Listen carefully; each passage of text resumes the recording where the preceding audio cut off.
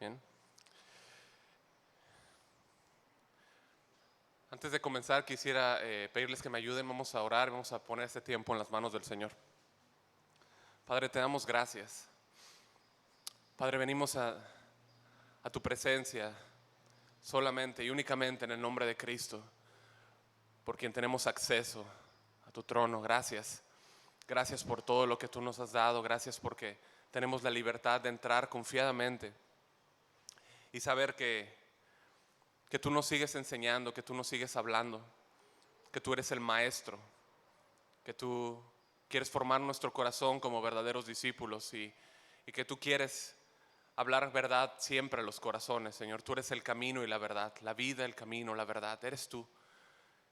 Ruego que esta mañana tú tomes tu palabra y bendigas tu palabra, que es bendita por los siglos, y hables a los corazones y que tú irrumpas en la vida de cada uno de nosotros y transformes nuestra forma de pensar, transformes nuestra forma de concebir las cosas y la forma en la que vemos la palabra, para entonces vivir como verdaderos discípulos tuyos, Señor.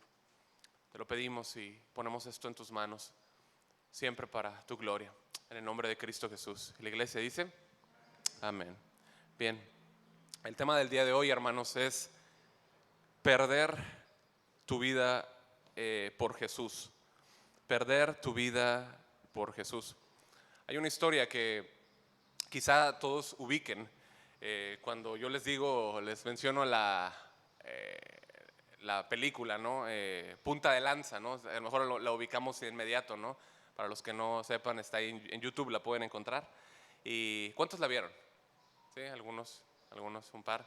Bien, pues para quien no, o los que no recuerdan, la película o la historia relata lo acontecido en el Ecuador en 1956, el 8 de enero.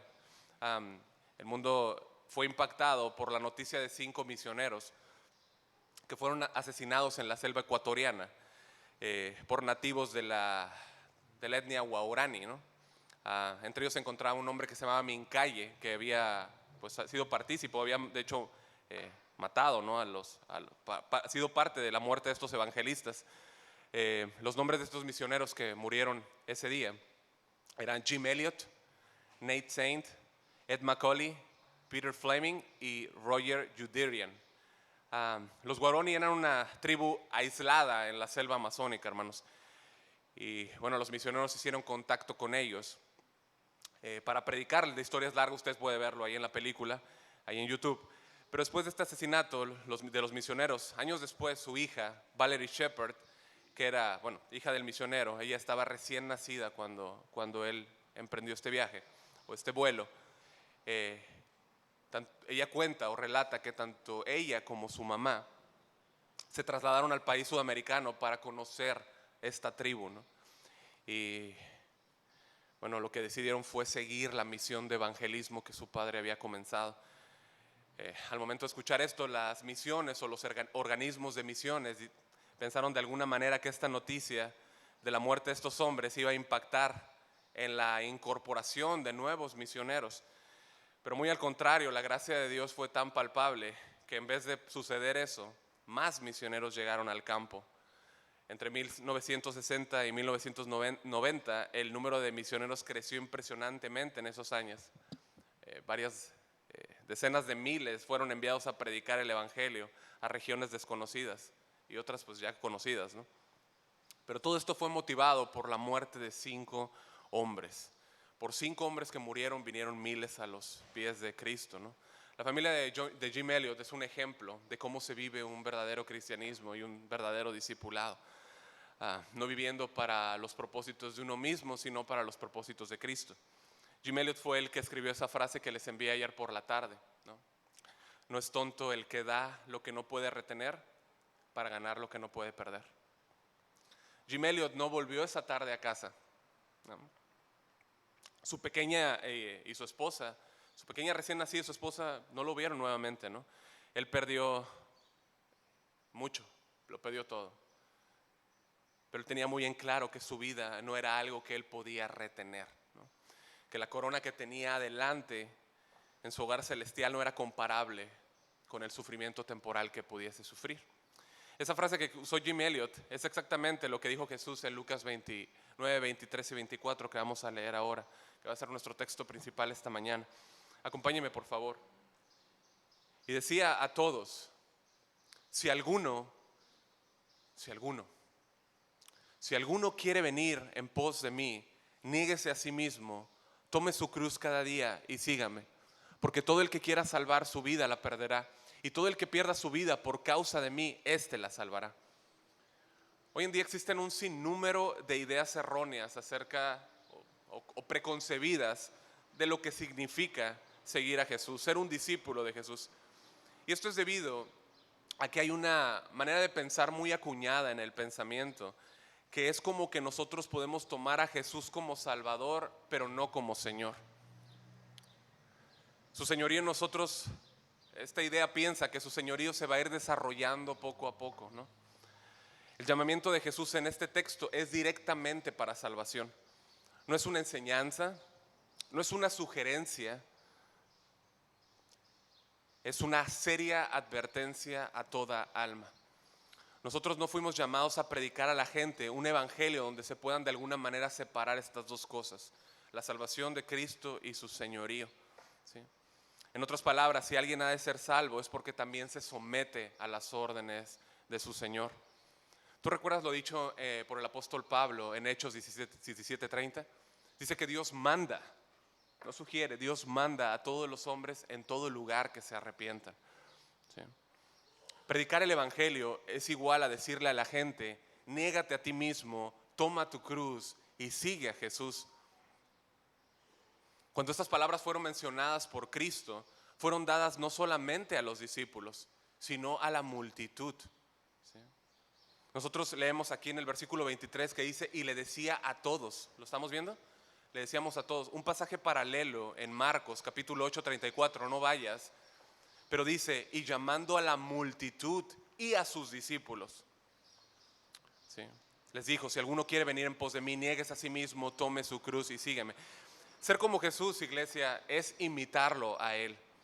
No podemos imitarlo en su papel de Salvador o en su naturaleza divina, ¿verdad que no? Eso solamente es de Él, Él es Dios.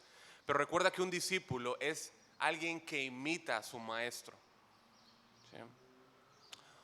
Él nos enseñó a seguirle como maestro. Si vamos a evangelizar o invitar a alguien a rendirse al evangelio, necesitamos imitar la invitación de Jesús, ¿sí? Jesús mismo lo dijo aquí, si alguno quiere venir en pos de mí, niéguese a sí mismo, tome su cruz y sígame. Nadie que no se niegue a sí mismo, tome su cruz y le siga, puede ser cristiano. Nadie. Es una cuestión de vida o muerte la respuesta que se le dé a esta invitación. Por lo tanto, el mensaje que demos debe ser certero y debe ser correcto. Vemos todo lo que está en juego.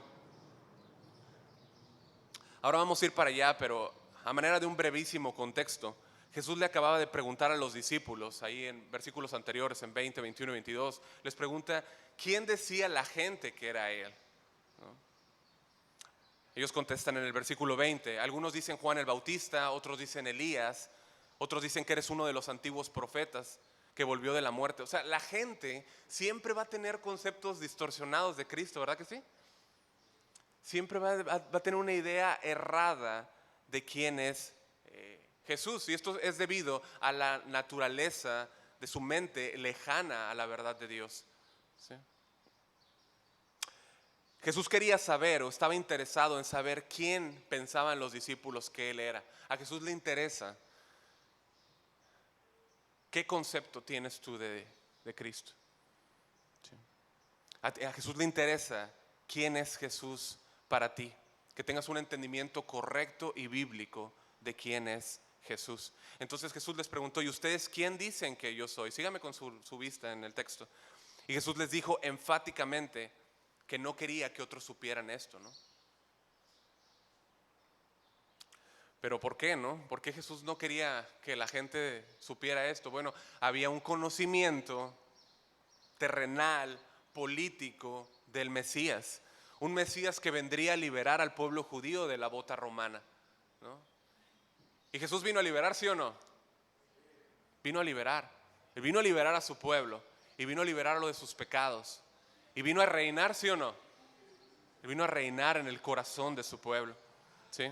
Así que lo que les estaba diciendo es que no era todavía públicamente, no era todavía requerido que públicamente se reconociese a Jesús como el enviado, ¿no? Como el Mesías, ¿sí? Jesús no quería que la gente que estaba alrededor pensara, escuche por favor, Jesús no quería que la gente pensara alrededor que la gloria se puede obtener sin sufrimiento, ¿sí? Más adelante en el camino a Emaús, Jesús le dice a estos discípulos, ¿no? Que estaban pues, tristes por lo que había pasado, ¿no? Él les recuerda en 24 o 26, le dice, no era necesario, di necesario. Él les pregunta, ¿no era necesario que el Cristo padeciese estas cosas y que entrase en su gloria? El sufrimiento siempre precede a la gloria. El sufrimiento siempre precede a la gloria, hermanos. No hay gloria sin sufrimiento. Lo que hace Jesús aquí en el versículo 22 es bosquejarles los sufrimientos que iba a atravesar. Él les dice 9:22, sígame por favor con su vista, para que usted vea que lo que estoy hablándole no lo estoy inventando yo, ¿sí? Les dice, y diciendo, es necesario que el Hijo del Hombre padezca muchas cosas, ¿sí?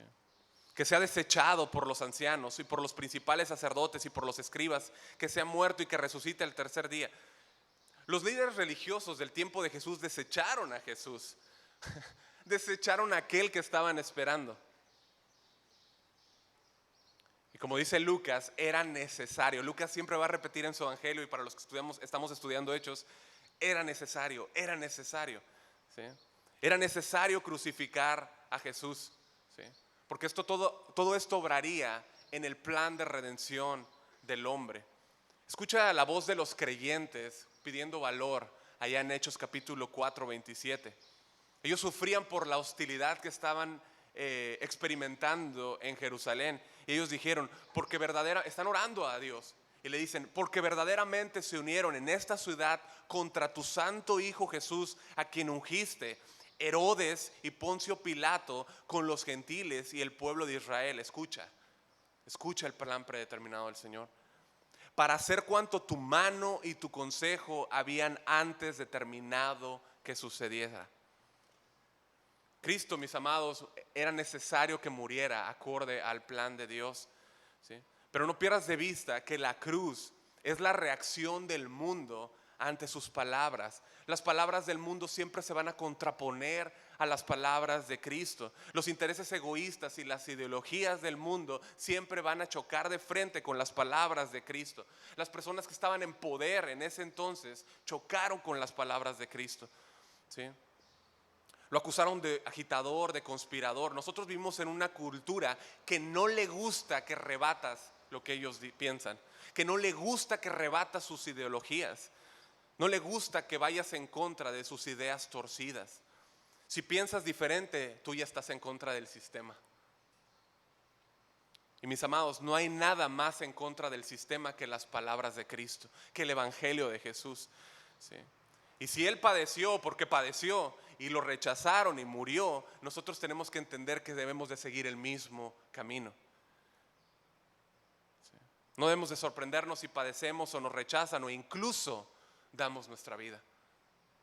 Mateo 5:11, recuerda lo que dijo Jesús: bienaventurados sois cuando por mi causa os vituperen y os persigan y digan toda clase de mal contra ustedes mintiendo. Gócense y alégrense, porque vuestro galardón es grande en los cielos, porque así persiguieron a los profetas que fueron antes de ustedes.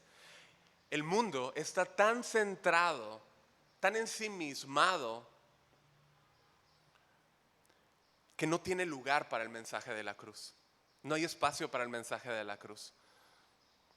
Para nosotros el mensaje de la cruz lo es todo. ¿Cuánto dicen amén? Lo es todo. El mensaje de la cruz lo es todo. Fue a través del mensaje de la cruz donde nuestra alma halló descanso. A través de esa preciosa cruz. En ella se reveló lo perdido que estábamos sin Jesús, y que solamente cuando alguien se ve a sí mismo de esta manera, cuando alguien se reconoce a sí mismo pobre en espíritu, cuando alguien se reconoce a sí mismo miserable delante de Dios, es que está dispuesto a tenerlo como Señor bajo las condiciones que Él demande. Escuchaba a un pastor decir: éramos iguales a habitantes de un castillo que estaba sitiado por todas partes por mucho tiempo, listo para ser tomado y que se rinde bajo cualquier condición con tal de salvar su vida. Jesús presenta las condiciones para que una persona sea salva. Si alguien quiere ser salvo, si alguien quiere ser su seguidor en este lugar, Jesús le dice: niéguese a sí mismo, tome su cruz y sígame. Vamos primero, ¿qué es negarse a sí mismo? ¿Qué es negarse a sí mismo? Seguir a Jesús significa abnegación. Seguir a Jesús es donde yo ya no veo mis deseos, donde incluso no tengo planes, donde mis planes son los planes del Señor. Qué contrarios a los mensajes motivacionales que escuchamos hoy por medio de pseudo ministros que enseñan a la gente que debe vivir por sus sueños. Le dicen: tú eres el arquitecto de tu vida, ¿no? ¿Lo han escuchado? ¿Cuántos arquitectos hay aquí? ¿No? Negarse a sí mismo significa sacrificar la voluntad propia por la causa de Cristo. Es decir, ya no me mando solo, tengo un Señor a quien considero para mis decisiones. ¿Sí? No es alguien que yo uso para aprobar las decisiones que yo previamente ya tomé. No es alguien a quien yo utilizo para que valide aquellas decisiones que yo ya escogí. Ese es el problema de aquellos arquitectos de su vida que un día van a encontrarse delante de Cristo y Él les dirá: ¿por qué me llamas Señor, Señor, y no haces lo que yo te digo? A veces me pongo a pensar y me pregunto si mucho de la manera de conducirnos no es así. Negarse a sí mismo es algo que haces cuando crees en el Evangelio. Es decir, Dios obra en ti y entonces eres cambiado, respondes en fe y te niegas a seguir viviendo de la manera que vivías. Pero escucha, continúas negándote a ti mismo. ¿Me siguen? Continúas negándote a ti mismo.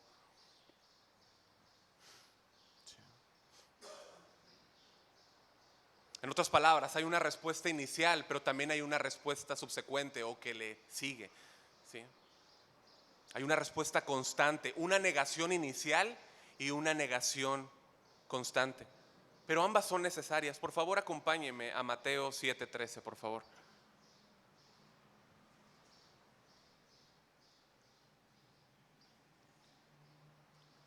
Mateo 7:13. Vamos rapidito, por favor. ¿Llegamos? Dice: entrad por la puerta estrecha. Entrad por la puerta estrecha, porque ancha es la puerta y espacioso el camino que lleva a la perdición, y muchos son los que entran por ella. Versículo 14. Porque estrecha es la puerta y angosto el camino que lleva a la vida, y pocos son los que la hallan. El camino es angosto, la puerta es estrecha. La Escritura nos muestra a Jesús como la puerta, Juan 10:9. Y la Escritura nos muestra a Jesús como el camino en Juan 14:6. Al creer entraste por la puerta, ¿correcto? ¿O por dónde entraste? Al creer entraste por la puerta, pero ahora debes seguir caminando en un camino. ¿Y cómo es el camino? Angosto. Mi amado hermano, es angosto. Es angosto.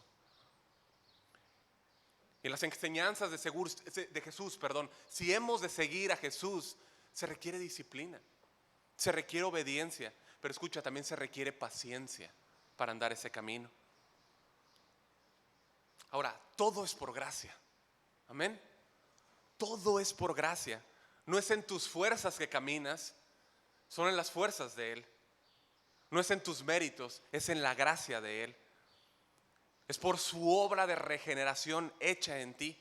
Pero nosotros tenemos la responsabilidad de seguir creciendo en arrepentimiento, en seguir creciendo en una mayor obediencia y en un mayor aprendizaje de las Escrituras, ¿sí? Pero por ende en un mayor sometimiento a la soberanía del Señor. Jesús no quiere que cantes nada más soberano eres, Señor, como cantamos un momento. Él quiere obediencia, Él demanda obediencia. En el mundo dicen que todos los caminos llegan a Roma, ¿no? ¿Sí has escuchado eso? Dios dice que toda la gente en todo el planeta que ha vivido, vive y vivirá, llegará delante de Él solamente por medio de dos rutas. Dios conoce solo dos rutas. La ruta que entra por la puerta estrecha, que sigue un camino angosto, ¿no? La puerta estrecha es la fe en Cristo, el camino angosto es caminar en la obediencia de Él, de su mano, ¿sí? Es la primera ruta. Y en la mañana les mandé un mensaje, un versículo en Isaías 35:8, donde dice, será llamado camino de santidad. Y aunque fueres torpe, dice que Él caminará contigo, ¿no? Es un camino angosto, pero Él va contigo de tu mano. Y por otro lado está la vía alterna, ¿sí? La puerta, ¿cómo es la otra puerta? Ancha. La puerta ancha de la justificación, que tiene una carretera de 4 carriles de religiosismo y falsas confesiones de fe, que el final es el infierno. Negarse a sí mismo es renunciar a cualquier confianza que nosotros tengamos en nuestras propias obras, ¿sí? Negarse a sí mismo es depender absoluta y totalmente de la salvación que proviene de Cristo, la salvación que proviene de Dios por gracia en Jesús, a la cual accedemos por medio de la fe. Y escucha, fe que Él nos da y que no proviene de nosotros. Acompáñame a Efesios 2, por favor. Efesios 2, versículo 8 y 9.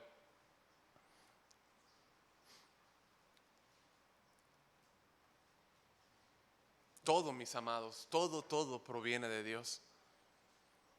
Dice Efesios 2, 8 y 9. Porque, ¿por qué?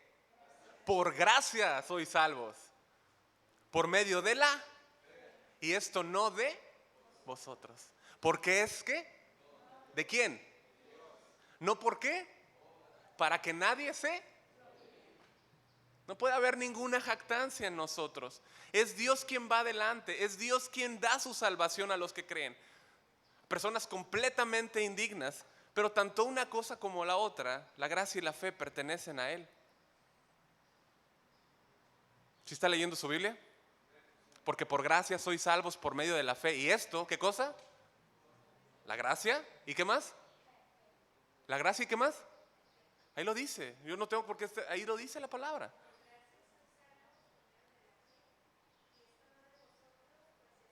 Así es. Gracia y fe son de Dios. Como pecadores lo único que hacemos, lo único que contribuimos es con nuestro pecado. Nada más. Es que Él revela en nuestro corazón lo pecaminoso de nuestra vida, y es que entonces entendemos nuestra condición, ¿sí? Y entonces, por su poder, nos rendimos a las demandas de Cristo en fe. Mira, si alguno dice, no, es que mira, yo siempre he sido cristiano. ¿Han escuchado a alguien así? No, es que yo siempre he sido cristiano. Mira lo que dice el texto, esto no de ustedes. No es de ustedes. La Nueva Traducción Viviente dice, ustedes no tienen ningún mérito en esto. ¿Qué es ninguno? Cero. Es un regalo de Dios.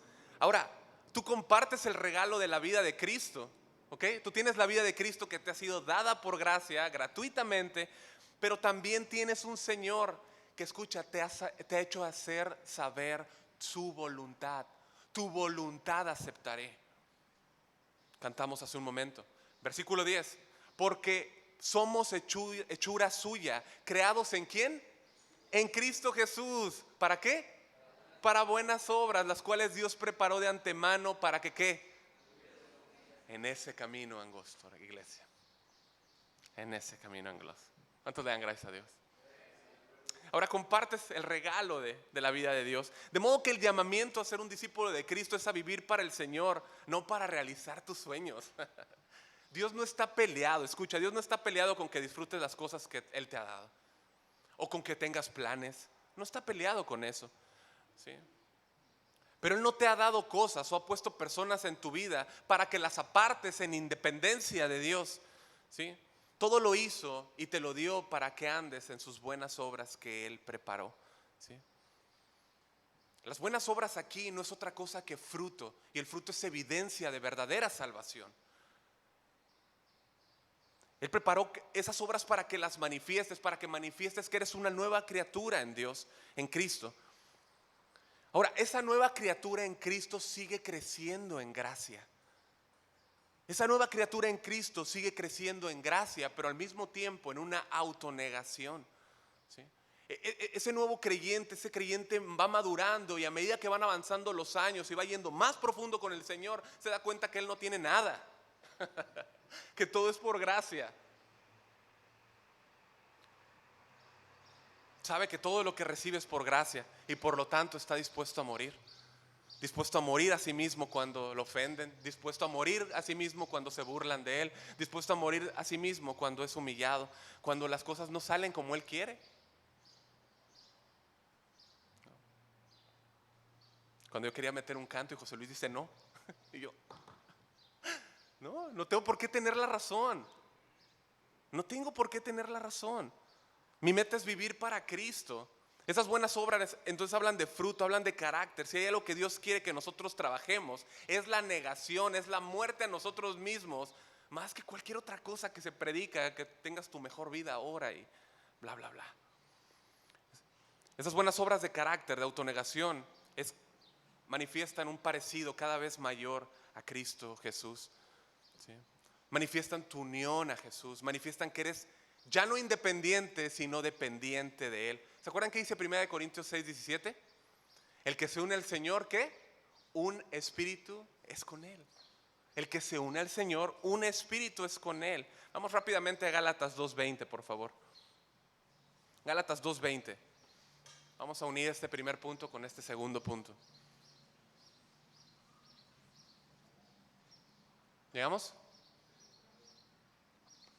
Dice Gálatas 2:20: con Cristo estoy juntamente crucificado, y ya no vivo yo, mas vive Cristo en mí. Lo que ahora vivo en la carne, lo vivo en la fe del Hijo de Dios, el cual me amó y se entregó a sí mismo por mí. Cuando tú creíste, tu identificación con Cristo fue tal que tú experimentaste de manera espiritual la crucifixión con el Señor.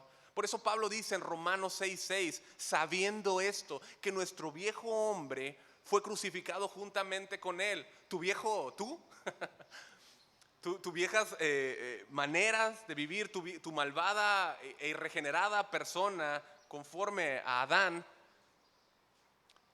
quedó clavada en esa cruz.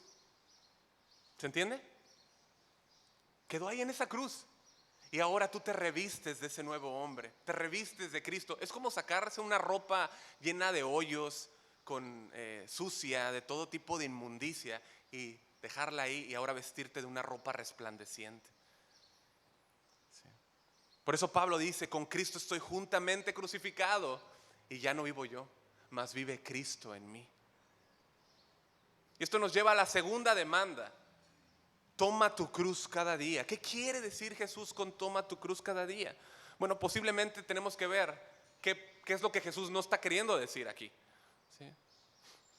Hay muchas malas interpretaciones de este versículo. Algunos han entendido que tomar la cruz habla de llevar cargas pesadas. Algunos han entendido que llevar la cruz es como una manera de hablar autocompasivamente de cosas como, es que mi trabajo es mi cruz, ¿no? Mis vecinos son mi cruz. Mis vecinos sí son mi cruz. No, pero así se entiende, ¿no? Eso no sé lo que está hablando, ¿no? Algunos hasta dicen, mi suegra es mi cruz. Dice el pastor Raúl que cada quien habla como le fue en el circo, ¿no? ¿Sí dice así? En la feria. Feria, circo. Otros dicen, mis hijos es mi cruz, mi matrimonio es mi cruz. Incluso no está hablando de enfermedad, ¿no?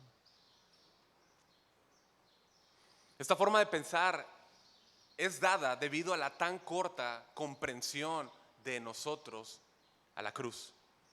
Cuando Jesús subía al Gólgota, ¿sí?, La gente en el primer siglo no veía esto como una representación de estar llevando sus problemas. ¿Sí se entiende? O estar llevando una carga. No era así como se entendía. Llevar la cruz sobre los hombros, solamente podía significar una cosa. Y una sola cosa: una muerte humillante. Con mucho dolor. Si llevabas una cruz en tus hombros, significaba que eras hombre muerto. Nadie que llevaba una cruz volvería a su casa esa tarde. Nadie.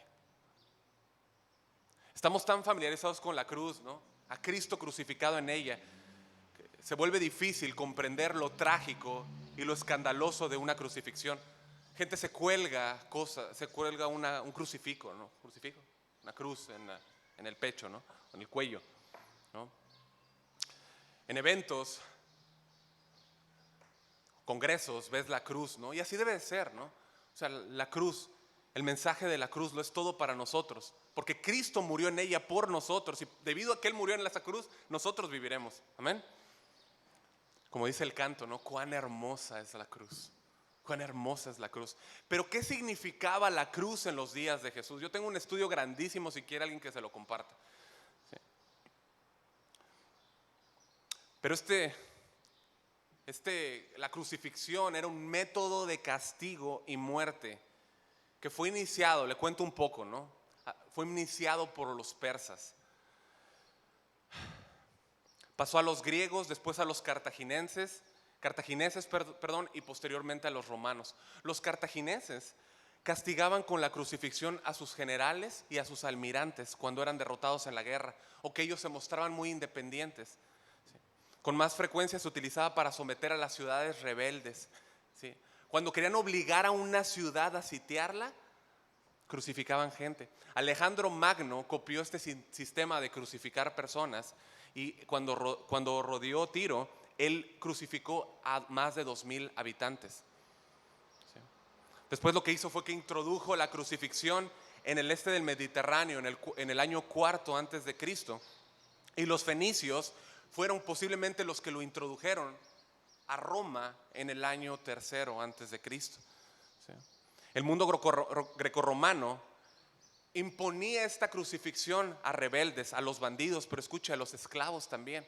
La cruz era un instrumento de tortura para condenar o para llevar a la muerte a estos bandidos por delitos graves.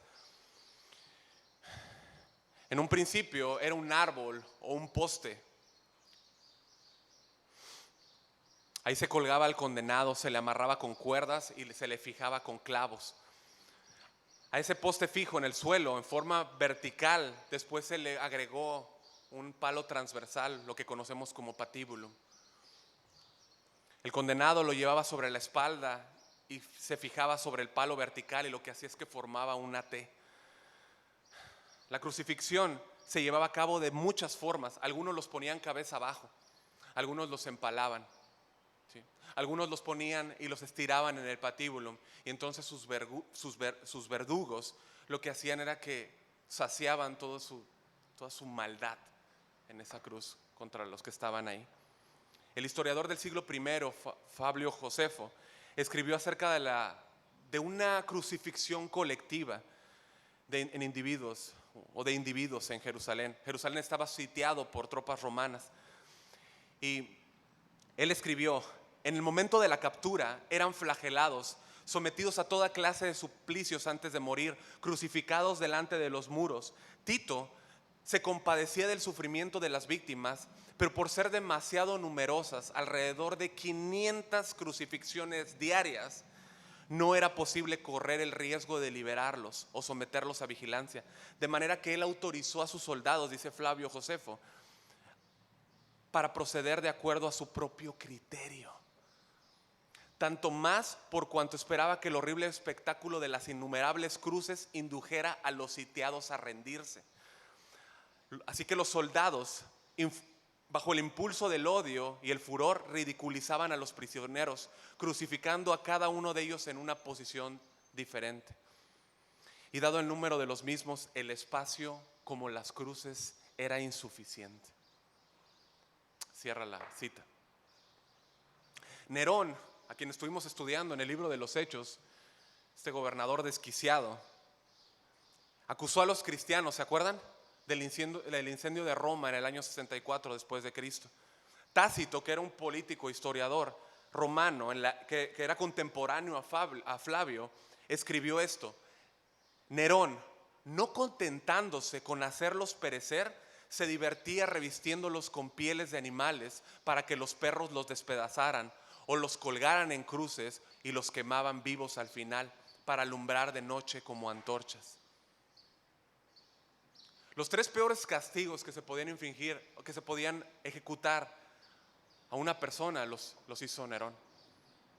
Dio a los animales, a los cuerpos para que fueran devorados, los crucificó y los quemó.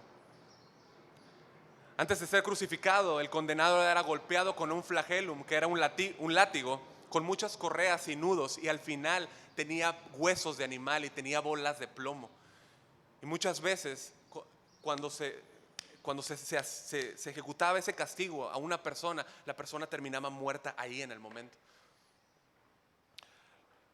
La intensidad de la flagelación dependía de la crueldad del azotador.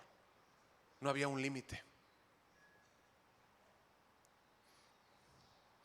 Cuando la persona no moría, era escoltada hasta el lugar del suplicio y llevaba en su espalda ese patíbulo, y en el cuello se le ponía una tablilla. Esa tablilla lo que hacía es que indicaba el motivo por el cual había sido condenado. Lo hacían recorrer calles bien transitadas para humillarlo más, para que la gente lo observara. Y luego lo llevaban a un lugar que era muy concurrido. En el caso de Jesús lo llevaron al Gólgota. Cuando llegaba el condenado era amarrado o clavado en el patíbulo y enseguida lo levantaban en el madero vertical. Los pies de costumbre se clavaban con un clavo, se llamaba estipe. Entre más alto era colocado el criminal, más alta era la vergüenza que se le quería producir. Es posible que Jesús estaba en el lugar más alto para ocasionarle una vergüenza mayor. Y esto lo vemos porque uno de los soldados, para darle de beber, ¿se acuerdan la esponja con vinagre? Usó una caña, ¿no? Cuando querían que los perros los devoraran, los dejaban bajos. La crucifixión, como puedes ver, era horrible. La cruz era algo deshonroso, era vergonzoso, era terrible. En ese entonces todos conocían la crucifixión, pero fíjate, en ambientes cultos no se hablaba al respecto. ¿Por qué? Porque era poco elegante hablar de la cruz. Se trataban de omitir esos asuntos. Se guardaba silencio. Como hoy en día en muchas iglesias que no se habla de la cruz. Muchos cantos en los cuales se omite la cruz. Pablo dijo en Corinto, 1 Corintios capítulo 22, 1, 22 al 24, dice: porque en verdad los judíos piden señales y los griegos buscan sabiduría, pero nosotros predicamos a Cristo crucificado, piedra de tropiezo para los judíos y necedad para los gentiles, mas para los llamados, tanto judíos como griegos, Cristo es poder de Dios y sabiduría de Dios. ¿Cuántos dicen amén? Los judíos querían una señal, los griegos querían escuchar algo nuevo, como estamos viendo en Hechos, querían sabiduría, razonamientos humanos, lógicos. Para los griegos, que Dios se haya hecho carne y que haya muerto en una cruz era sin sentido. Para los judíos, un Mesías crucificado, eso era un escándalo, no tenía tampoco sentido. Para nosotros, Cristo crucificado es poder y sabiduría de Dios. Hoy 2022, la cruz es para nosotros preciosa. Es símbolo del pago, es símbolo del perdón, es símbolo de redención, es símbolo de salvación, es símbolo de su regalo y es símbolo de su amor. Pero como vimos en ese entonces, en los tiempos de Jesús, la cruz era denigrante. Era un símbolo de muerte. Y lo que significaba tomar la cruz o el camino de la cruz es que debe haber en mí una disposición a morir a mí mismo. De eso habla. Lucas menciona en palabras de Jesús en Lucas 14, 27: y el que no lleva su cruz y viene en pos de mí no puede ser mi discípulo. Ahora, algunos reciben esto de manera literal, como Jim Elliot, ¿no? Murió por su fe, predicó a nativos salvajes, Ahora, es posible que no sea el mismo llamado para nosotros, ¿no? No una muerte literal, pero hay condiciones que puedes enfrentar, ¿sí? Como un despido injustificado, problemas en tu familia al haber sido salvado por Cristo, ¿no? Hoy enfrentas conflicto entre tu familia, ¿no? Dios te llamó y vienes a Él y ahora crees en Cristo y te ha causado un problema en tu familia, ¿no? Tienes conflictos, puede ser que estás perdiendo la herencia. Yo no sé cuál es su situación de ustedes, ¿no? Pérdidas materiales. De una u otra manera el llamado es a morir. Es a morir. No es a salvar tu vida. Por eso Lucas 9:24 dice, porque todo el que quiera salvar su vida. Vea el texto base, por favor. Porque todo el que quiera salvar su vida la perderá. Y todo el que pierda su vida por causa de mí, éste la salvará. Así que cuando cantamos, quiero vivir para morir, ¿no? Quiero morir para vivir, ¿no? O quiero vivir para morir. O sea, estamos cantando palabras más, palabras menos, en el sentido que sea, que queremos ser como Jesús, ¿sí o no? Queremos ser como Jesús.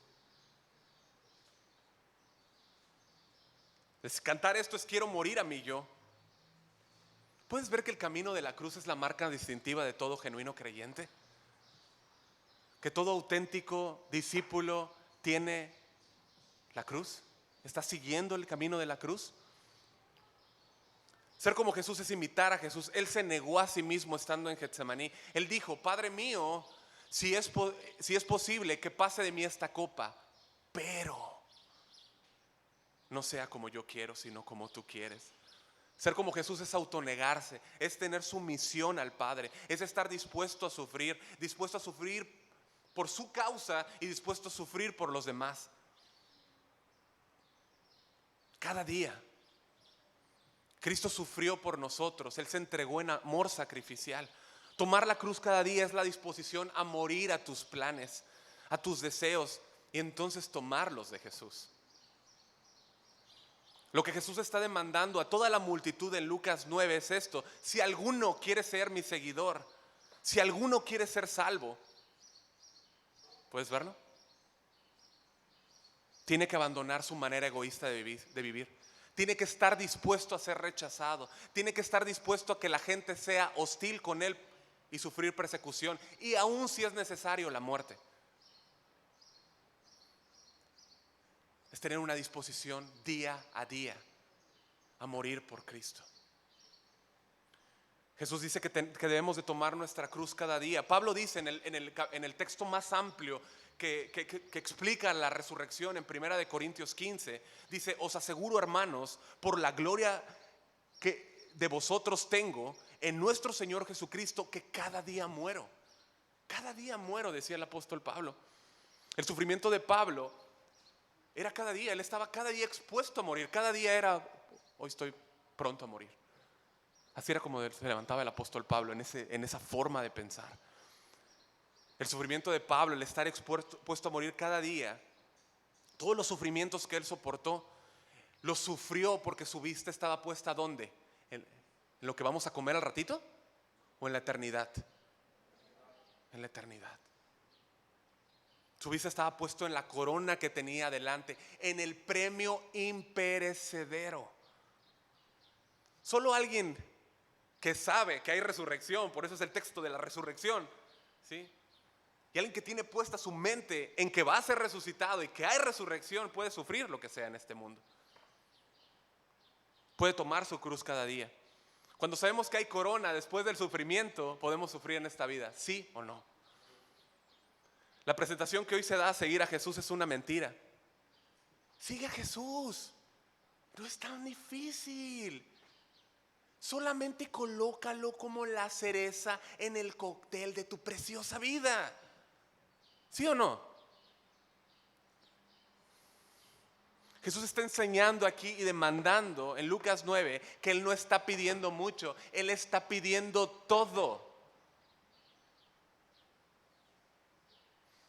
Y solo aquellos que se encuentran en una bancarrota espiritual, donde se saben como aquel castillo que está sitiado, entrega todo con tal de obtener aquello que no puede perder. Da todo lo que no puedes retener. La vida es algo que no puedes retener. No lo puedes retener.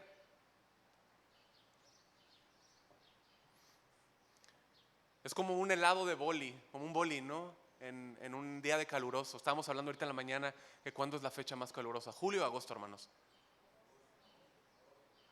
¿No están de acuerdo? ¿Julio o agosto? Agosto. Yo escuché más agosto, ok. Vas al centro, ahí a donde está la placita, y compras un boli. En un día esos calurosísimos, ¿no? Y compras un boli. ¿Y tienes la idea de que lo vas a mantener hasta la noche, así en tu mano? Jamás, ¿no? Imposible. Jamás. Ahora, ¿cambiarías ese boli por un regalo que es imperecedero? Que no se vas a hacer. Vamos, pensemos inteligentemente. Digo, perdón porque la respuesta puede ser automáticamente, ¿no? Pero quiero llevarte a un pensamiento. Inteligentemente tú no vas a cambiar algo que va a deshacerse contra algo que va a durar para siempre. Es inteligente dar aquello que no puedes retener para ganar aquello que no puedes perder. Primera de Pedro 1, 3, 4 dice que Dios, debido a su grande misericordia, nos hizo renacer para una esperanza viva. Antes no tenías esperanza, antes vivías sin esperanza. Y nos dio esa esperanza, dice, por la resurrección de Jesucristo de los muertos. Escucha, para una herencia incorruptible, que no se corrompe, incontaminada, no se puede contaminar.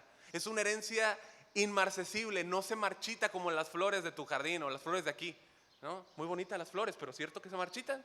Se marchitan, ¿sí? Y dice que está reservada en los cielos para ti. Así que una vez más, no es tonto dar lo que no puedes retener para ganar lo que no puedes perder. Cuando los judíos están escuchando la demanda de Jesús, sabían exactamente a lo que se estaba refiriendo Jesús. La crucifixión no era algo extraño para ellos. Sabían que la demanda era: si quieres seguirme, debes morir. Así como pasó con el maestro, pasaría con sus seguidores. Cristo siempre habla la verdad. Él es el camino, la verdad y la vida. Y nos dijo que si queremos seguirle, debemos de estar dispuestos a morir. ¿Sí? Él les acaba de decir lo que va a sufrir, lo que va a padecer, la muerte que sufriría. Y sus discípulos tienen que estar dispuestos a sufrir. Lo vimos el domingo pasado, Juan 15:20. Acordaos de la palabra que yo les he dicho. El siervo no es mayor que su Señor. Si a mí me han perseguido, también ustedes los van a perseguir. La cruz no es una ocasión. Para nosotros la cruz no es una ocasión. No es algo que haces el domingo. La cruz es un estilo de vida. La cruz es la marca del creyente. Juan 15:4 dice: ustedes son mis amigos si hacen lo que yo les mando. Y esto nos lleva al tercer punto. Y el tercer punto es seguirle. No puedes llegar al tercer punto, a seguir a Jesús, si antes no pasas por los dos primeros. ¿Estamos de acuerdo? Seguirle es obediencia. Dice: seguirle es obediencia. Si alguno quiere venir en pos de mí, niegues a sí mismo, tome su cruz cada día y sígueme. Seguirle es igual a obediencia. Él está diciendo: sígueme. Le está diciendo: sujétate a mi disciplina. ¿Sí? Yo te estoy diciendo por dónde ir, vamos por ahí, solamente sígueme. Y es aquí donde volvemos al tema del señorío del Señor. Seguirle es un patrón continuo de obediencia. Yo sé que la palabra produce cambios definitivos, ¿verdad que sí? La palabra produce esos cambios en nosotros, nos hace cambiar de disposición. ¿Cuántos dan gracias a Dios por su palabra? Pero se requiere que vayamos más allá. Se requiere que vayamos más allá. No solamente nos debe llevar a un cambio definitivo en nuestra forma de pensar, pero nos debe llevar a un cambio, o más bien ese cambio de forma de pensar nos debe llevar a una acción constante. Establecer prioridades por nuestra propia voluntad, con tal de obedecer a Jesús. Es lo que hemos estado hablando, ¿no? El pastor Raúl también nos mencionó fijar convicciones. De eso vamos a estar hablando mucho. Fijar convicciones. Es decir, no solamente llego a un punto donde me doy cuenta que necesito hacer cambios. ¿Cuántos se han dado cuenta que necesitan hacer cambios esta mañana? 1, 2, 3, 4, 5, 6, 7, 8. Valió la pena. Valió la pena. Pero no solamente me debe llevar a hacer cambios, sino que debo continuar haciéndolos, y cuando los estoy ejecutando, lo que estoy haciendo es formando convicciones. Lo que estoy haciendo es priorizar, es estableciendo prioridades. Ese es un problema en el día de hoy en la iglesia, que no hay un establecimiento de prioridades. ¿Es seguir a Jesús mi prioridad? Yo te pregunto y me pregunto, ¿es seguir a Jesús mi prioridad? Y si lo es, ¿qué prioridades necesito dar? ¿Qué necesito mover para que los mandatos que Él me ha dado sean obedecidos? Verás, es el mismo centro del sermón del monte. Mateo 7:21, no todo el que me dice Señor, Señor entrará en el reino de los cielos, sino el que hace la voluntad de mi Padre que está en los cielos. Yo debo de seguir, obedecer a Jesús. Obedecer a Jesús es la manifestación de una fe verdadera. Se hace visible, se manifiesta. Santiago 1:22 nos dice, seamos hacedores y no tan solamente oidores. De otra forma, ¿qué hacemos? Nos engañamos a nosotros mismos. Tomar una decisión está bien. De hecho, tomar una decisión es fundamental, es esencial. Pero lo que yo quiero que tú veas es que Jesús nos dijo que seguirle no sería fácil. Seguirle no es fácil, iglesia.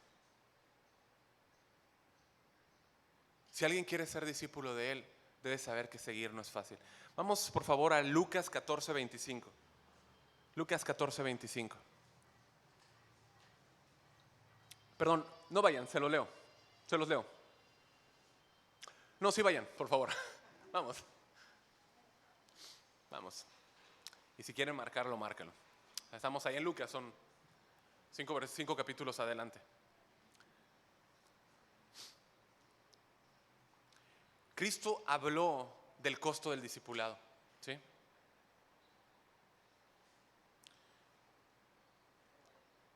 Dice, grandes multitudes iban con él. Las multitudes siempre seguían a Jesús. Él no las buscaba. Dice, y volviéndose les dijo, si alguno viene a mí y no aborrece a su padre y madre y mujer e hijos y hermanos y hermanas y aún también su propia vida, no puede ser su discípulo. No puede ser mi discípulo, perdón, dice el Señor. Lo que nos está diciendo aquí es que Jesús tiene que tener todo nuestro amor. ¿Sí? Tiene que tener todo nuestro amor. Que Él debe ser nuestra prioridad. Un discípulo no puede permitir que un vínculo familiar se interponga en esa adhesión a su maestro. ¿Me siguen? Y esto muchas veces puede ser interpretado, al dar a Jesús la preeminencia, puede ser interpretado como un odio hacia los familiares. ¿Estamos de acuerdo? Y aquí vemos la misma demanda en sufrir y que es requerido para ser su discípulo. Ir en pos. Y el que no lleva su cruz y viene en pos de mí no puede ser mi discípulo. Versículo 27. Ir en pos de Cristo es imitarle a Él. Es estar dispuesto a seguirle. Jesús dice que si no le seguimos no es posible ser su discípulo. Y aquí nos da 2 ilustraciones, brevemente, que nos hacen razonar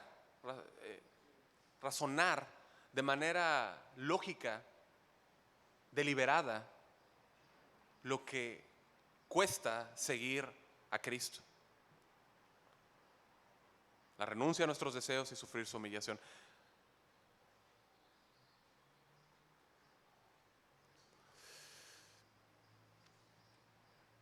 Las multitudes cuando seguían a Jesús, iglesia, siempre tenían mucho empuje. Tenían una forma de pensar muy positiva. Vamos, sí, emoción, ¿no? Pero lo que quiere llevarlos a pensar Jesús es a meditar el costo, como decíamos.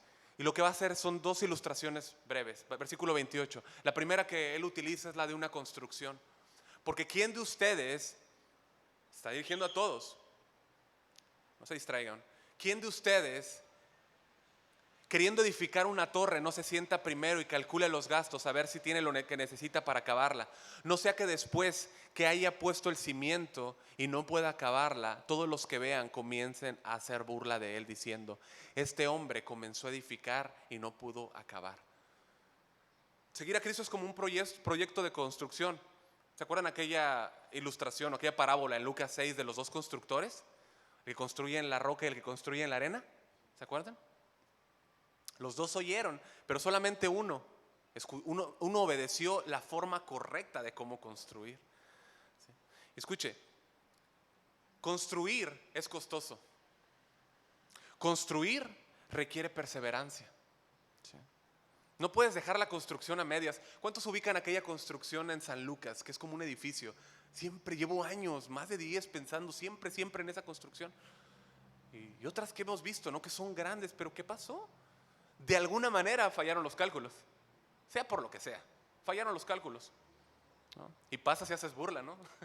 O sea, en buen sentido, ¿no? Pero dices, o sea, mira, no terminaron, ¿no? El mundo se burla, ¿no? O sea, no sé si aplicarlo a nosotros, ¿no? Pero el mundo sí hace burla, ¿no? No creo que debamos de burlarnos de alguien que no calcula bien el costo, ¿no? Debes de hacer una inversión, ¿sí? Requiere un cálculo. ¿Qué estoy haciendo con mi vida, iglesia? Pregúntate, ¿qué estoy haciendo con mi vida? Si eres discípulo, ¿qué estamos haciendo con nuestra vida? ¿Estoy siguiendo a Cristo? ¿Estoy decidido a abandonar mi vida para Cristo?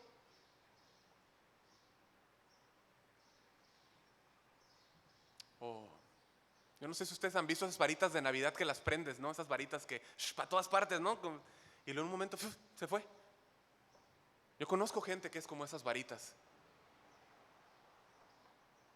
Muy emocionados al principio, pero cuando el costo de Cristo cruza espada con lo que Jesús demanda, o sea, cuando sus deseos cruza espada con la demanda de Cristo,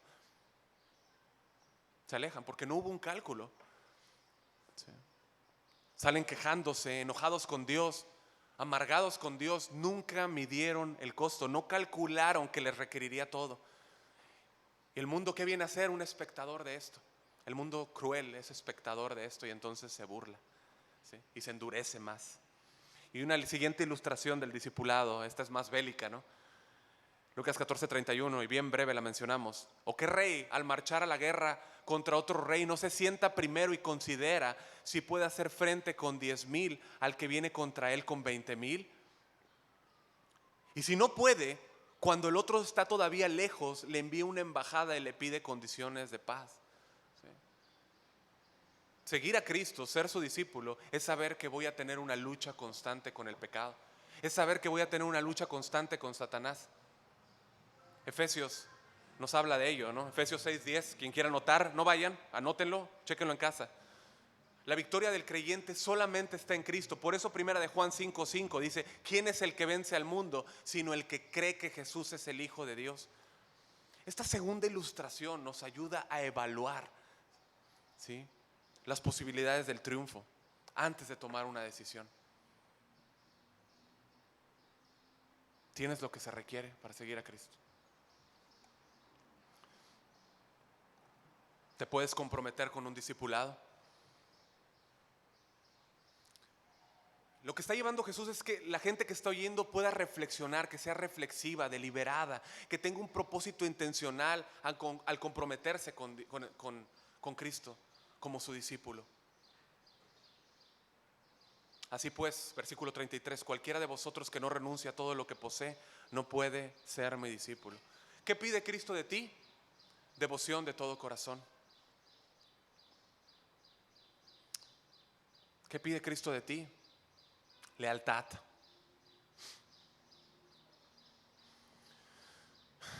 ¿Qué pide Cristo de ti? Morir a ti mismo cada día. Apocalipsis 2:10 dice: sé fiel hasta la muerte y yo te daré la corona de la vida. Recuerda, sin cruz no hay corona.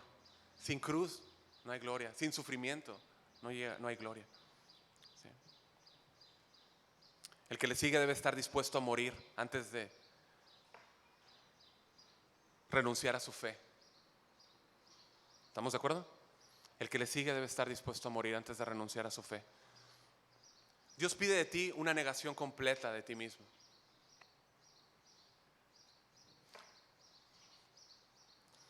Él pide una negación completa, de tal manera de que nosotros nos pongamos a nosotros mismos en la cruz. Él pide de nosotros que entreguemos nuestro tiempo. Él pide de nosotros que entreguemos nuestro dinero. ¿Sí? Y esto no es para la ofrenda, vamos a levantar ofrenda, pero no tiene nada que ver, ¿no? Ustedes llevan años aquí, saben que no tiene nada que ver con eso, ¿no?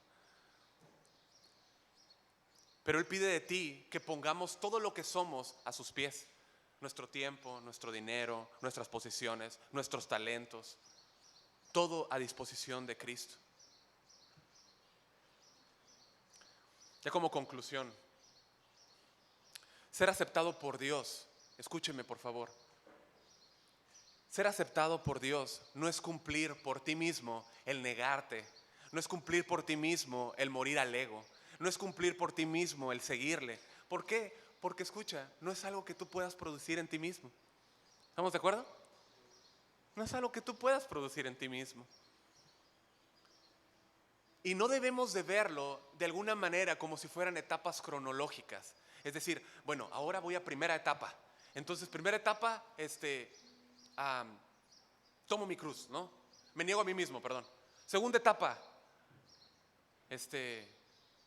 me niego a mí mismo. Segunda etapa, tomo mi cruz. Y segunda etapa, le sigo. O sea, yo sé que está ese entendimiento, pero escuche, estas tres cosas son elementos visibles, son características de un verdadero cristiano.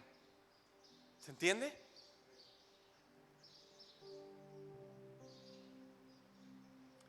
Tu voluntad.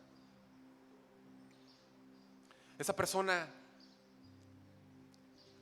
al tener estas características, lo que hace es que manifiesta que su fe es real, que su fe es palpable, que su fe es visible. Su vida es caracterizada por estos elementos: negarse a sí mismo, tomar su cruz y seguirle. Es imposible que nosotros podamos ejecutar con nuestro propio poder, humanamente hablando, estas cosas. ¿Estamos de acuerdo? Imposible. ¿Por qué? Porque nuestra naturaleza, ¿cuál es? Buscar nuestro bien, la supervivencia. Es necesario que algo sobrenatural suceda sobre el hombre. Es necesario que algo sobrenatural, por medio de un agente externo, influya al hombre interno y lo transforme. Es necesario que esa naturaleza donde el hombre está confiando en sí mismo sea aplastada, ¿sí? Y eso es algo que solamente el Espíritu Santo puede hacer. Solamente el Espíritu Santo puede convencer el alma. Solamente el Espíritu Santo puede arrastrar la confianza endeble de una persona que está muerta en sus delitos y pecados y darle la vida de Dios. Entonces, responder en obediencia y manifestar estas características. Te voy a invitar a que te pongas de pie, por favor.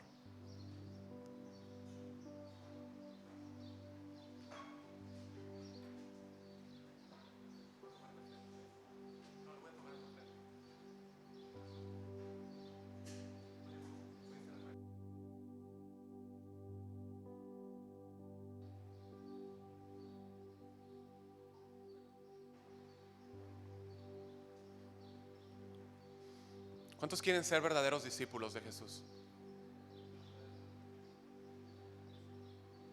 ¿Has reflexionado el costo?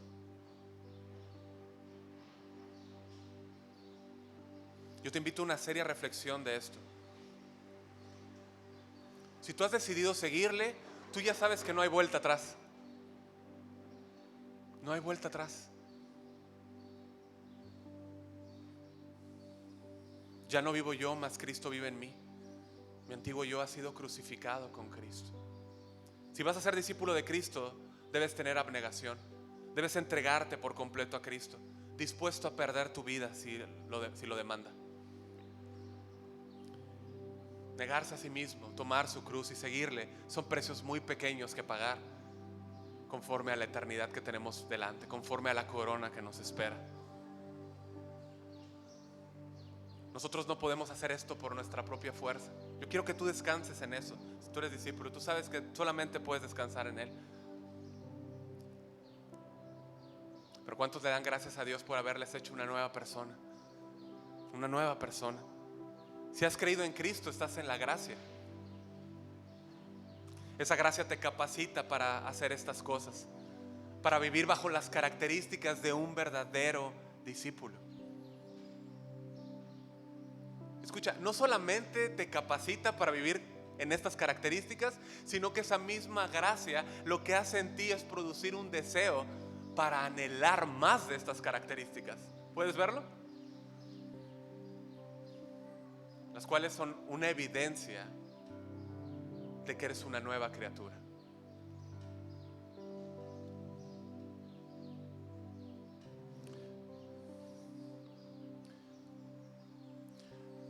Si tú sabes que necesitas a Cristo y has decidido seguirle, Dios ha obrado en tu corazón a través de la predicación, a través del evangelio, y Dios te ha llevado a entender que necesitas su salvación, que necesitas ser transformado, que necesitas ser salvado. Ven a Él. Es algo que tú no puedes hacer en tu fuerza. Despójate de todo lo que te estás, en todo lo que te estás sosteniendo, en cualquier confianza que puedas estar, de la cual te puedas estar agarrando, y corre a Cristo.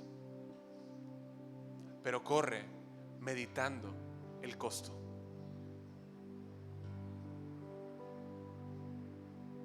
Dios tiene el poder y quiere salvarte.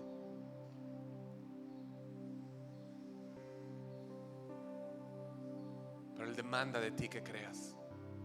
Él demanda de ti una obediencia al evangelio. Demanda que te niegues a ti, que tomes tu cruz y que le sigas, sabiendo que no hay vuelta atrás.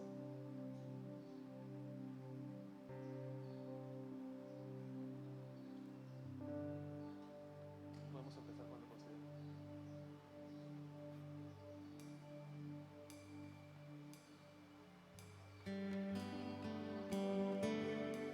La voluntad de Dios es que nadie se pierda. La voluntad de Dios es que todos procedan al arrepentimiento.